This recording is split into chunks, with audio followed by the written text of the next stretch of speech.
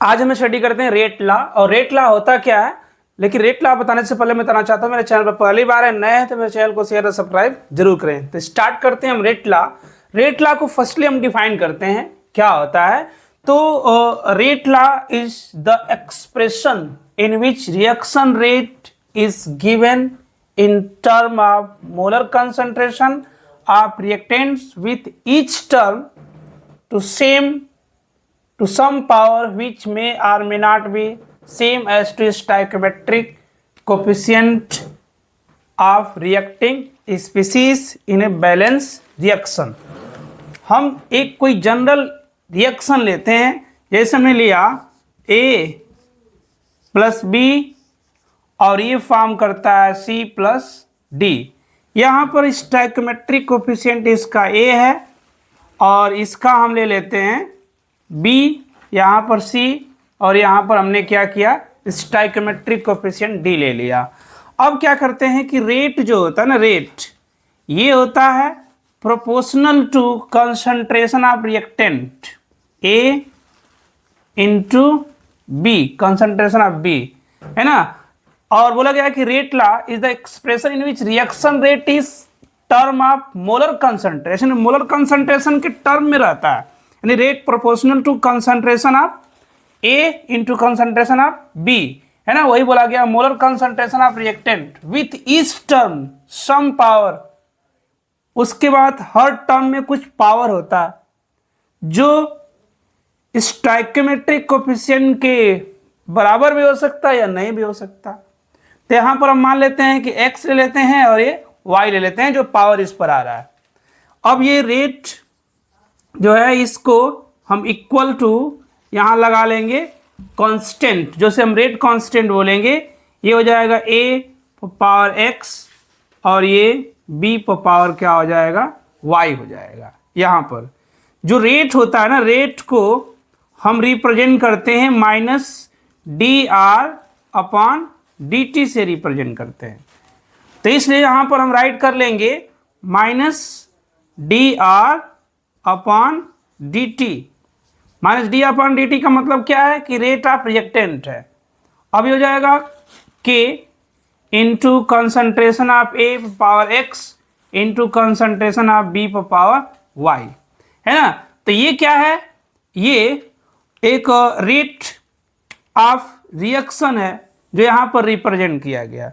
यहाँ पर कुछ रिएक्शन है जिसके थ्रू हम रेट ऑफ रिएक्शन को रिप्रेजेंट करते हैं। जैसे सपोज करते हैं हमको एक रिएक्शन मिला है, यहाँ पर हमने ले लिया 2, एग्जाम्पल के तौर पर अगर लेते हैं 2NO प्लस O2 है ना, 2NO प्लस O2 है इक्वल टू 2NO2 यहाँ पर बना है।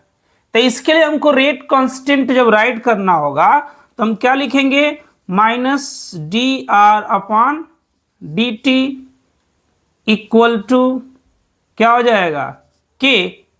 या हम के को हटा देते हैं, अभी ये लगा देंगे proportional to concentration of NO, यहाँ 2 लगा है, ये पावर हो जाएगा इनटू कंसंट्रेशन ऑफ O2 और पावर क्या कर लेंगे, 1 कर लेंगे।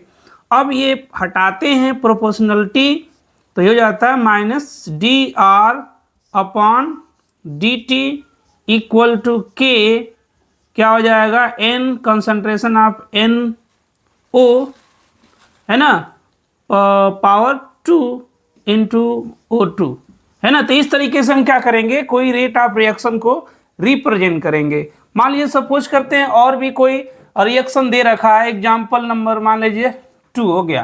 तो एग्जाम्पल नंबर 2 में अगर देखते हैं, ये हमने लिया 2NH3, ये डिकम्पोज कर रहा है N2 प्लस 3H2 में डिकम्पोज कर। इसके लिए रेट ऑफ रिएक्शन रिप्रेजेंट करेंगे रेट लॉ के अकॉर्डिंग, यानी हो जाएगा D R upon D T proportional to concentration of NH3 पर पावर क्या हो जाएगा, 2 हो जाएगा।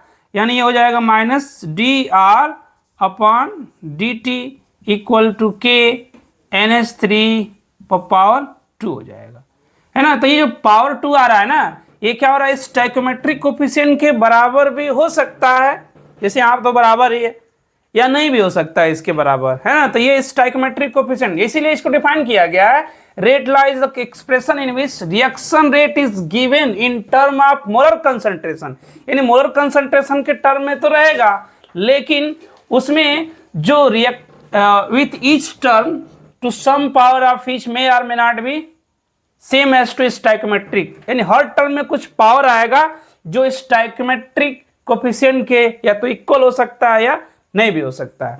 दूसरी चीज हम फाइंड करते हैं यहां पर रेट कांस्टेंट, है ना। रेट कांस्टेंट अगर हम देखते हैं यहां पर निकालते हैं रेट कांस्टेंट, अगर हम रेट कांस्टेंट की बात करें यहां पर, ये रेट कांस्टेंट की, तो रेट कांस्टेंट कैसे आएगा, लेकिन यहीं पर एक चीज हम और देखते हैं रेट कांस्टेंट को निकालने के लिए, यहां पर तो दे रखा है कि k इक्वल टू क्या, रेट कांस्टेंट है। यहां पर हम क्या करते हैं कि एक लेते हैं और ये रिएक्शन A और ये क्या कर लिया B, और ये कोई प्रोडक्ट बना दिया, यहां पर कोई प्रोडक्ट बन गया। तो इसके लिए हम रेट जब राइट कर रहे हैं तो rate proportional to concentration of A into concentration of B, power मान लीजिए हम सपोज करते हैं लगा देते हैं m, और इस पर पावर हमने लगा दिया n, है ना। तो ये जो रेट होगा इसको हम राइट कर लेंगे dr अपॉन dt, और प्रोपोर्शनलिटी हटाएंगे तो लग जाएगा k, a पर पावर m और b पर पावर क्या हो जाएगा, n हो जाएगा। ये आ गया। अब यहां पर एक चीज हम देखेंगे कि जो k है ना, ये क्या है, रेट कांस्टेंट है, वेयर k क्या है, रेट कांस्टेंट, है ना। k क्या है, रेट कांस्टेंट है ना, जिसको स्पेसिफिक रेट कांस्टेंट भी हम क्या करेंगे, बोलेंगे, है ना।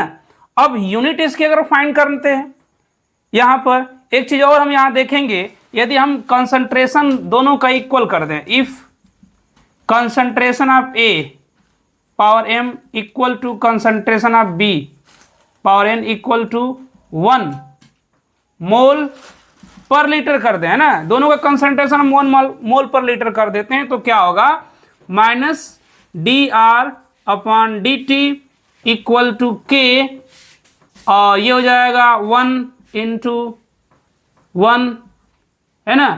तो ये पूरी वैल्यू क्या हो जाएगी, k के बराबर हो जाएगा, यानी dr upon dt equal to क्या हो जाएगा, k हो जाएगा, है।